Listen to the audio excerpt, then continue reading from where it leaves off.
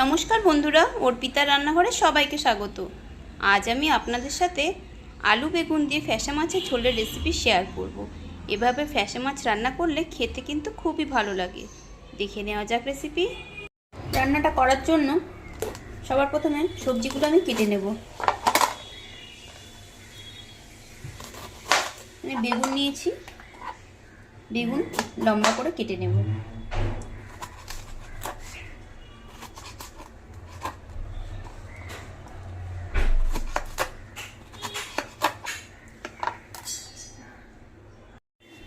আলুর খোসা ছাড়িয়ে আলুগুলো লম্বা টুকরো করে কেটে নেব।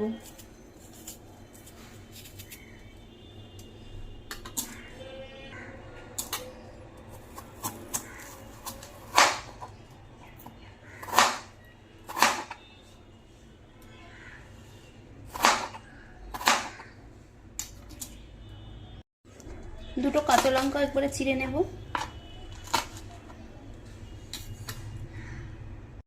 ফ্যাসা মাছ ধুয়ে পরিষ্কার করে নিয়েছি। প্রথমে মাছগুলোতে নুন হলুদ মাখিয়ে নেব। দিয়ে দিলাম নুন,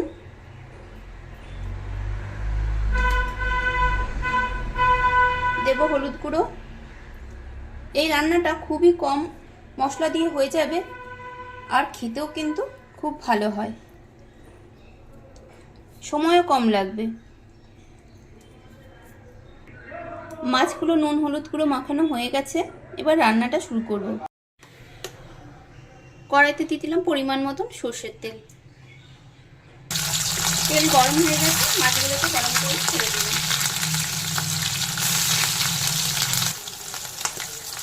মাছগুলোকে উল্টে দেব।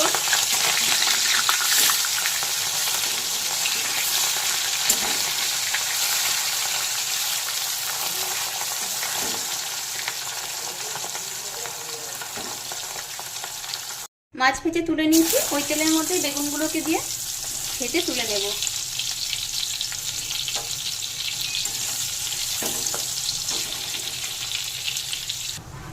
বেগুনগুলো লাল করে ভেজে নিয়েছি বা তুলে নেব। দেব টুকরো করে কেটে রাখা আলুগুলো,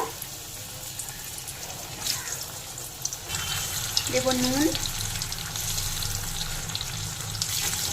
আলুগুলো আগে একটু লাল করে ভেজে নেব। আলু ভাজা হয়ে গেছে, ওখানে কিছুটা কালো জিরে ফোড়ন দিয়ে দেবো। একটু নেড়ে নেব।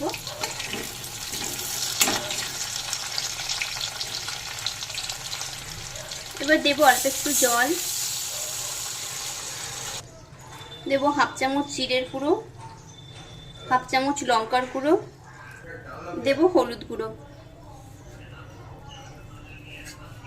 এবার নেড়ে ভালো করে সব মিশিয়ে নেব। দেব নুন,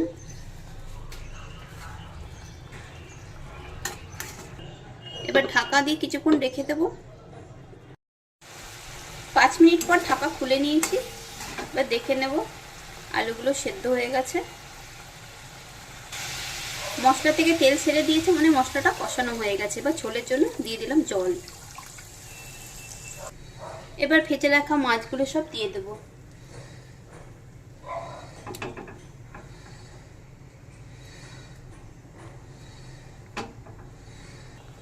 খুন্তি দিয়ে মাছগুলোকে ঝোলের মধ্যে একটু ডুবিয়ে দেব।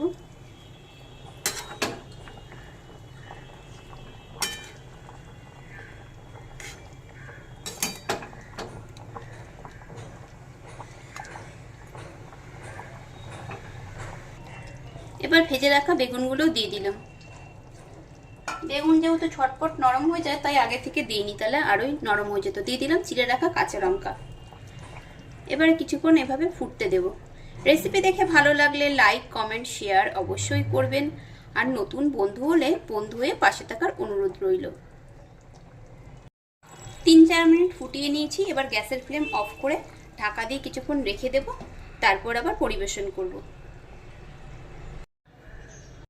ফ্যাসা মাছের ঝোল আমি সার্ভ করে নিয়েছি। এভাবে আপনারা বাড়িতে বানিয়ে গরম ভাতের সাথে খেয়ে দেখবেন, আশা করছি আপনাদেরও ভালো লাগবে।